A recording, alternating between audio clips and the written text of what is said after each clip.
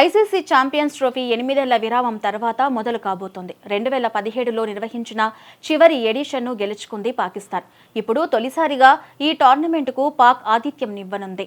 8 జట్లు మాత్రమే పాల్గొనే ఈ టోర్నమెంట్ ఫిబ్రవరి 19 నుంచి ప్రారంభమవుతోంది. టోర్నమెంట్ ఇంకా ప్రారంభం కాకపోయినప్పటికీ వివాదాలకు కొదవ లేకుండా పోయింది. కరాచీలోని నేషనల్ స్టేడియంలో టోర్నమెంట్లో పాల్గొనే అన్ని దేశాల జెండాలను ఉంచారు. అయితే భారతదేశ జెండా మాత్రం కనిపించలేదు. దీంతో సోషల్ మీడియా వినియోగదారులు పాకిస్తాన్ తీరుపై దుమ్మెత్తిపోస్తున్నారు. వైరల్ అవుతున్న వీడియోలలో టోర్నమెంట్లలో పాల్గొనే దేశాల జెండాలను ప్రముఖంగా ప్రదర్శించింది. అయితే భారత త్రివర్ణ పతాకం మాత్రం ఎక్కడ కనిపించలేదు.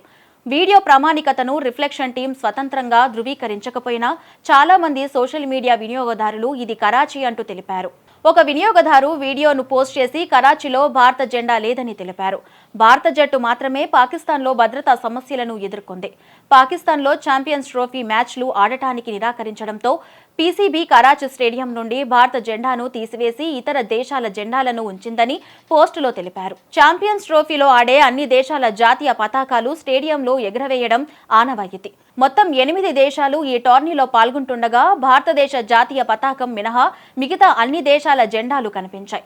పాకిస్తాన్ ఉద్దేశపూర్వకంగానే భారతదేశ త్రివర్ణ పతాకాన్ని కరాచీ స్టేడియంపై ఎగురవేయలేదని టీమిండియా ఫ్యాన్స్ తీవ్ర ఆగ్రహం వ్యక్తం చేశారు.